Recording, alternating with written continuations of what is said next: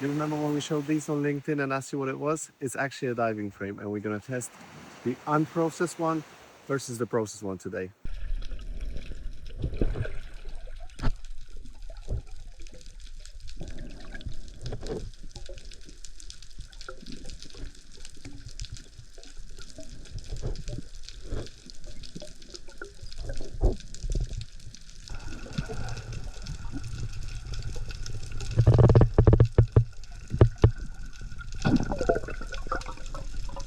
Just look at the difference that vapor smoothing makes to your 3D printed parts.